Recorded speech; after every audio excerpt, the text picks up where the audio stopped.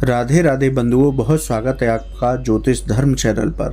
बंधुओं, इस वीडियो में हम आपको बताएंगे ऋषि पंचमी व्रत की महिमा।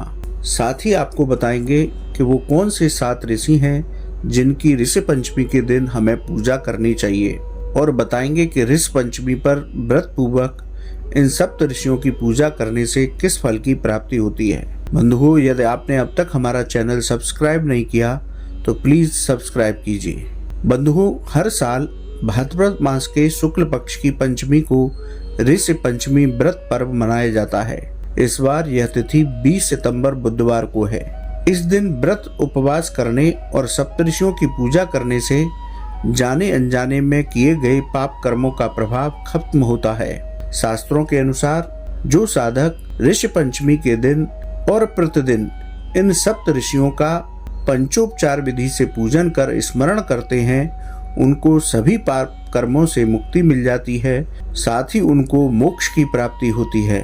बंधुओं, इन सप्त ऋषियों में कश्यप, अत्रि, भारद्वाज, विश्वामित्र, गौतम, जमदग्नि, वशिष्ठ ये नाम आते हैं। इन ऋषियों के नाम स्मरण से भी साधक को पाप कर्मों से मुक्ति प्राप्त होती है। आइए अब जानते हैं इन ऋषियों की महिमा। पहले ऋषि हैं कश्यप। कश्यप ऋषि की 17 पत्नियां थीं। अदिति नाम की पत्नी से सभी देवता और दिति नाम की पत्नी से दैत्यों की उत्पत्ति मानी गई है।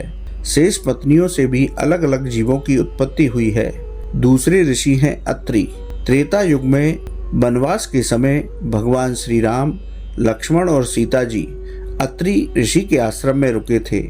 इनकी पत्नी अनुसुईया थी।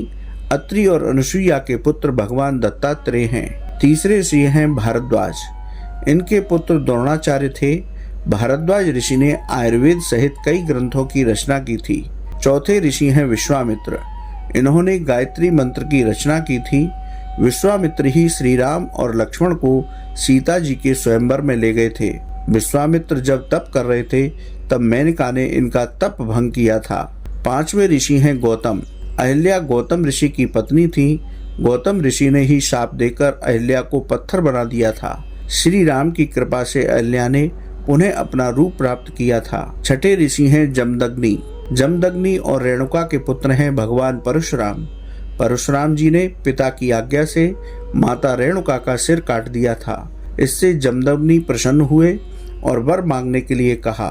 तब परशुराम जी ने माता रेणुका का जीवन मांग लिया। जमदग्नि ने अपने तप के बल से रेणुका को फिर से जीवित कर दिया था। सातवें ऋषि हैं वशिष्ठ। त्रेता युग में ऋषि वशिष्ठ राजा दशरथ के चारों पुत्र राम, लक्ष्मण, भरत और शत्रुघ्न के गुरु थे। बंधुओं, इन सप्त ऋषियों का प्रतिदिन स्मरण करने से शास्त्रों के मुताबिक साधक को सभी फलों की प्राप्ति होती है, उनकी सभी मनोकामनाएं पूर्ण होती हैं और साधक अपने गुरुओं का सानिध्य पाता हुआ मोक्ष गति को प्राप्त करता है। आप सभी को ऋषि पंचमी पर्व की मंगलमय शुभकामनाएं। राधे राधे।